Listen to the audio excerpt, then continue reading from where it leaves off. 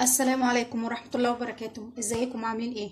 النهاردة هنعمل مع بعض حاجة حلوة اللي هي الزلابية او العوامات. طبعا كلنا بنحبها. تعالوا بقى نشوف المقادير على طول.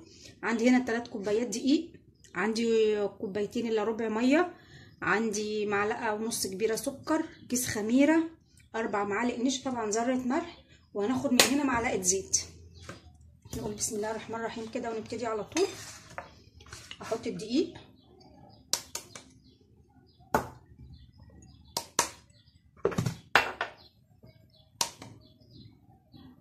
والنشا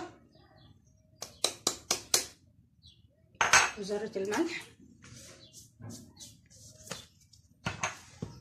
تمام. هاجي هنا بقى هحط السكر، اجرب طبعا الخميرة بتاعتي.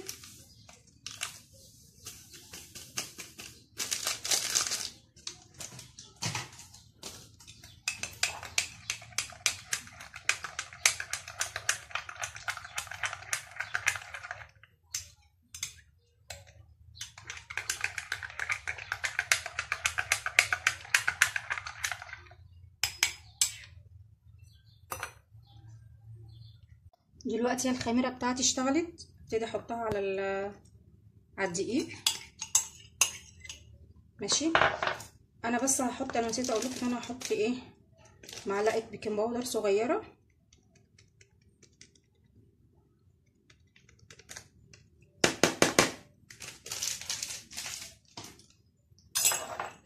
واقلب. احط الميه دي دافيه يا جماعه.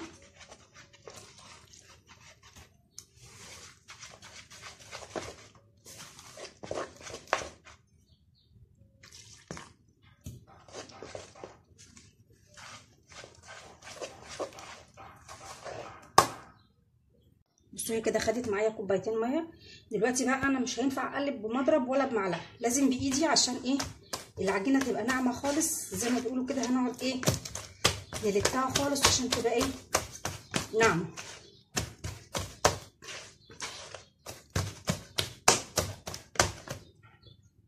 بصوا انا عجنتها كويس اهي. بصوا ده قوامها اهو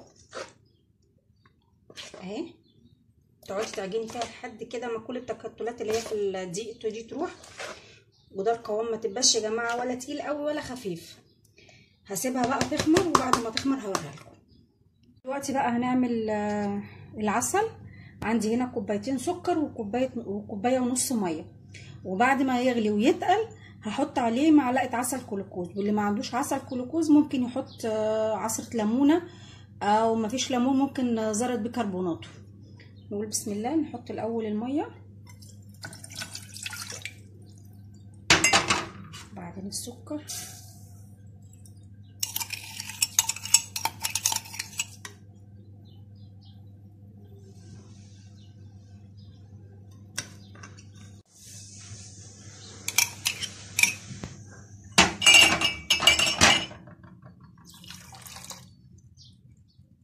هسيبهم بقى يغلوا خالص براحتهم وبعد كده اوريهولكم. هبصوا كده خمرت اهي يا جماعه. هديها بس ايه، خبطه كده.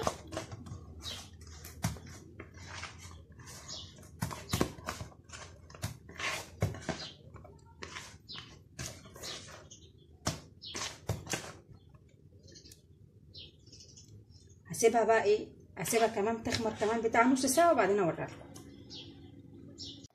دلوقتي اهو الشربات قرب يتقل. احط له بس هنا معلقه عسل كلوكوز،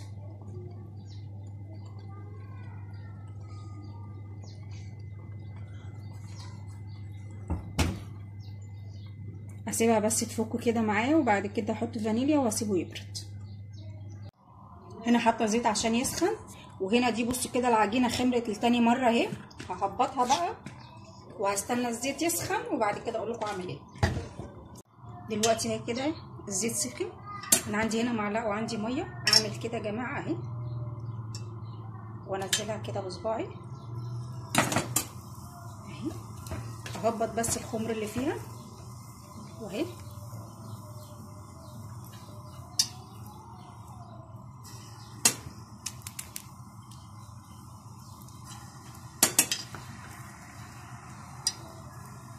بصوا اخد العجينه كده واضغط كده واقطع كده بالمعلقه اهي.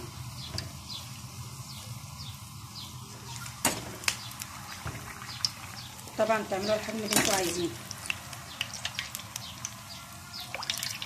بس لازم الزيت يبقى سخن جدا، عشان لو الزيت مش سخن مش هتطلع معاكي مقرمشه وحلوه.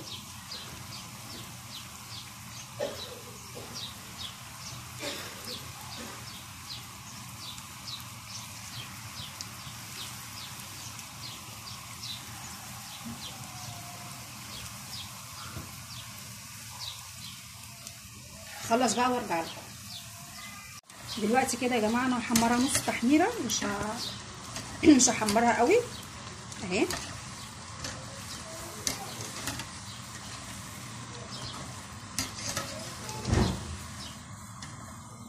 دلوقتي يا جماعه انا بعد ما حمرتها اهو نص تحميره تمام، بسيبها تبرد خالص والزيت يبرد خالص وارجع تاني احمرها.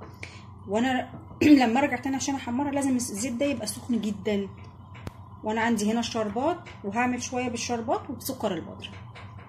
نقول بسم الله.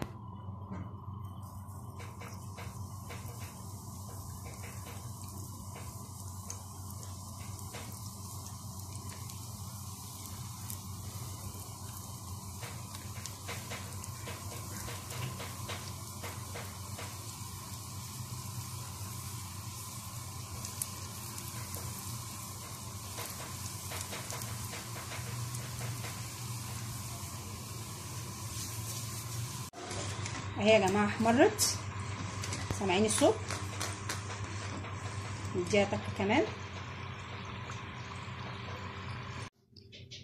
اهي يا جماعه الزلابيه. يا رب يكون الفيديو عجبكم، ولو عجبكم الفيديو ياريت تشتركوا في قناتي وتفعلوا الجرس عشان يوصلكم كل جديد مني. بصوا بقى،